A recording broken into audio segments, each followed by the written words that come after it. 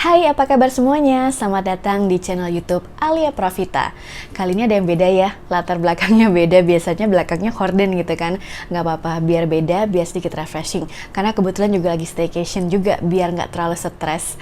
Nah, teman-teman, di video kali ini saya akan ngobrolin soal bagaimana caranya menjadi seseorang yang percaya diri.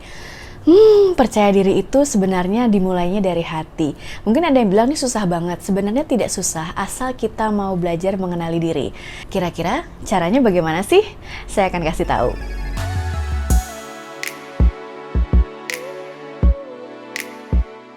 Kadang dalam hati kita selalu berpikir seperti ini. Pengen deh aku bisa menjadi seorang yang percaya diri. Tapi kayaknya aku banyak kurangnya deh. Dan aku orangnya minder banget. Bisa nggak sih aku seperti orang itu yang kelihatannya pede banget, kelihatannya bahagia terus? Bisa kok.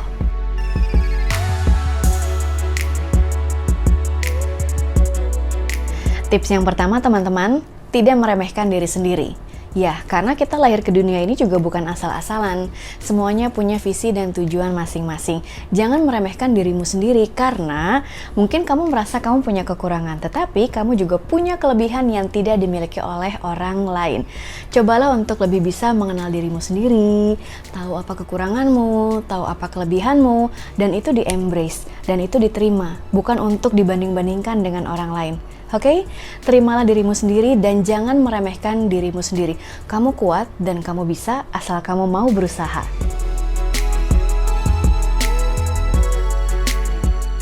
Berikutnya adalah berdamai dengan diri sendiri dan selalu bersyukur.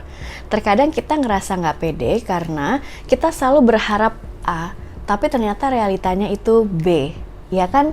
Terus kita galau ketika misalnya kenyataan tidak sesuai dengan harapan kita. Biar bagaimanapun hidup kita terus berjalan loh, tidak berhenti di satu titik. Bagaimana kalau kita coba untuk mulai berdamai dengan keadaan? Kita terima, kita peluk, dan kita bersyukur. Kalau kita bisa mensyukuri keadaan kita, sebenarnya segala sesuatu terasa lebih mudah. Karena kalau kita terus menabrak realita, nanti kita itu capek. Kita seakan-akan menabrak sebuah dinding yang memang tidak bisa diruntuhkan. Realita bisa berbeda dengan sesuatu yang kita harapkan. Itu semua di luar kontrol kita. Tapi yang bisa kita kontrol adalah bagaimana respon kita terhadap kenyataan yang berbeda dengan harapan kita. Jadi kita coba yuk untuk berdamai dengan diri kita sendiri dan kita juga mencoba untuk berdamai dengan kenyataan.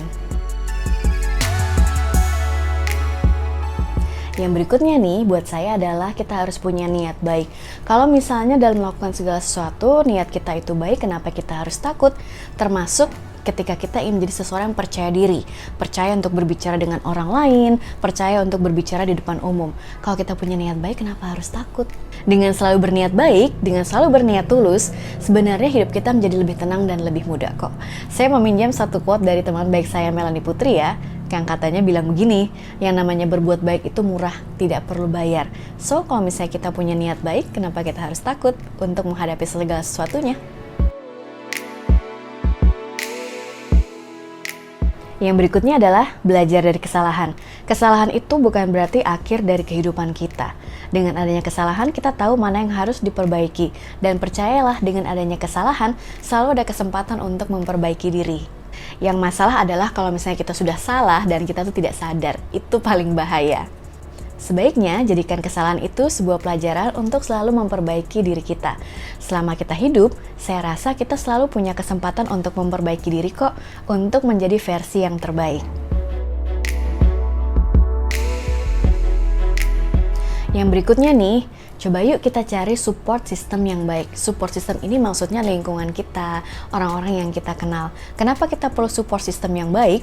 Karena orang-orang yang berada di support system yang baik ini pasti akan mendukung kita dan juga akan mengingatkan kita kalau misalnya kita agak salah-salah sedikit. It's okay, kita butuh alarm seperti mereka. Bagusnya lagi dengan support system yang baik, kita kalau butuh bantuan untuk misalnya cari teman bicara, itu akan lebih mudah karena kita mempercayai mereka dan juga mereka mempercayai kita loh. Nah, bagaimana misalnya kalau misalnya kita membutuhkan bantuan dari orang yang lebih expert dan ternyata support system kita ini masih belum cukup untuk menyembuhkan kita?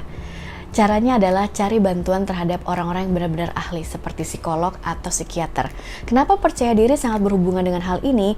Karena kamu tidak bisa percaya diri kalau kamu masih punya sesuatu yang mengganjal dalam hati kamu. Kamu masih punya luka yang belum sembuh, masih punya trauma, dan itu akan menghantui kamu ke dalam setiap kegiatan yang kamu lalui setiap hari. Itu sangat mengganggu loh. So, silahkan untuk mencari support system yang baik. Support system ini bukan berarti kamu hanya menunggu terus ada orang-orang baik yang mendatangi kamu, mensupport kamu, tidak.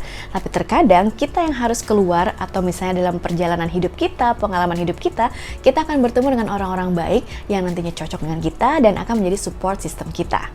Mengapa sih yang namanya keadaan psikologis kita tuh juga berhubungan dengan percaya diri?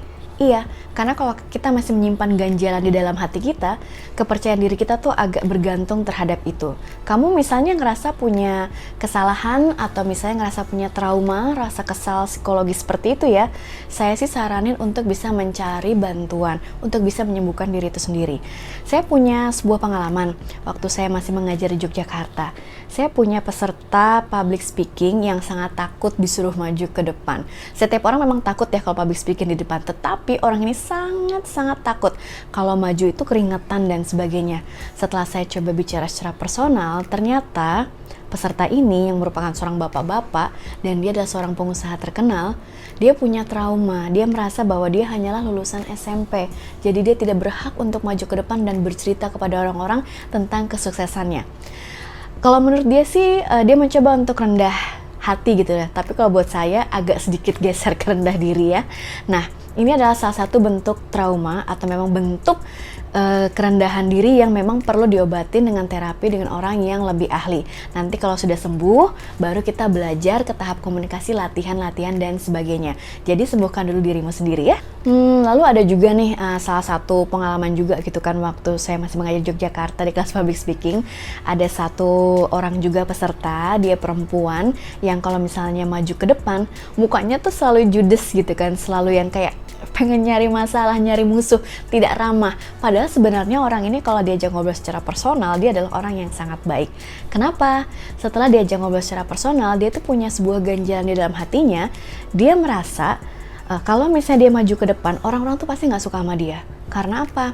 Pengalaman buruknya semasa dia kuliah, kalau misalnya dia presentasi ke depan, itu orang-orang tuh selalu kayak sedikit mencandai atau mungkin membuli, kayak dicie-cie dan sebagainya. Padahal yang dia butuhkan adalah disupport.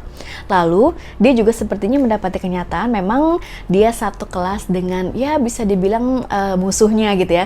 Jadi ketika dia maju ke depan, dia tuh merasa bahwa musuhnya itu sedang menganggap dia tuh gagal, sedang ngetawain dia, ih kamu pasti nggak bisa dan sebagainya. Itu kebawa sampai beberapa semester dia kuliah. Dan ketika misalnya masuk ke kelas saya pada saat itu, dia maju ke depan tuh pasti tampangnya judes, seakan-akan kayak pengen nunjukin, gue bisa, lo mau apa?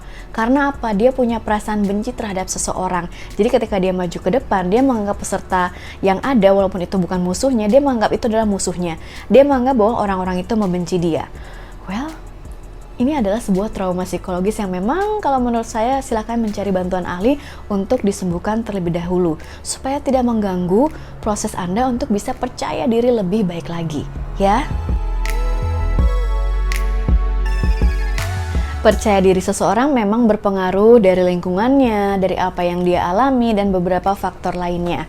Itu merupakan hal yang wajar ya teman-teman. Jadi kalau misalnya saat ini teman-teman merasa percaya dirinya masih belum cukup tinggi, coba dikenali lagi. Apa sih triggernya yang membuat kalian tuh tidak percaya diri? Apakah kalian punya trauma psikologis yang memang belum sembuh gitu kan?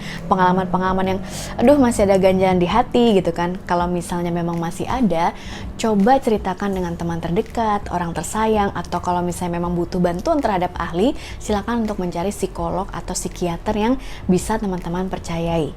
Kalaupun misalnya teman-teman ngerasa yang membuat tidak percaya diri itu adalah penampilan ya, kalau buat saya penampilan itu masih bisa dipoles. Oke, setiap orang tuh unik, setiap orang tuh menurut saya cakep. Yang tidak cakep tuh adalah orang yang tidak mau merawat diri. Kepercayaan diri kalian tuh akan muncul ketika hati kita tuh sudah merasa tenang dan juga hati kita merasa senang, excited. Penampilan masih bisa dioles, tetapi masalah hati yang senang, kejujuran kita, ekspresi kita, ya ibaratnya aura kita itu tidak bisa membohongi bahwa aura kita itu menjadi lebih baik. Percaya diri kita akan muncul ketika kita sudah tahu bagaimana cara menerima diri dan memperbaiki diri. Kalau merasa penampilan kurang menarik, dandan aja seperti saya juga selalu dandan gitu kan. Kalau misalnya teman-teman ngerasa nggak percaya diri karena masih bodoh, nggak pede untuk bicara di depan umum, banyak kok pelajaran atau latihan yang bisa teman-teman dapatkan baik secara gratis ataupun berbayar.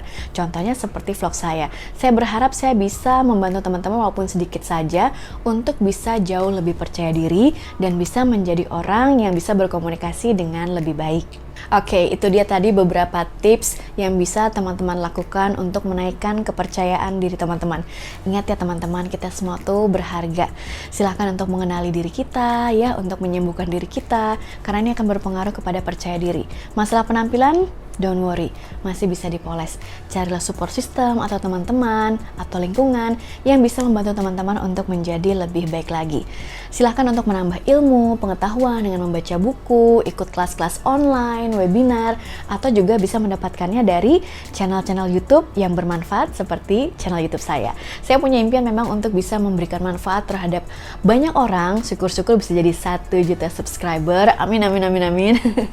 Yang penting saya didoain dulu untuk bisa konsisten membagikan informasi, tips yang bermanfaat buat kalian semua. Oke, itu dia tadi beberapa sharing tentang percaya diri. So teman-teman, kalau kamu suka video ini, silahkan di likes, di komen, di subscribe, dan juga di share ya. Nantikan informasi dan tips selanjutnya di video selanjutnya hanya di channel YouTube Alia Pravita. Sekian dan terima kasih. Dah.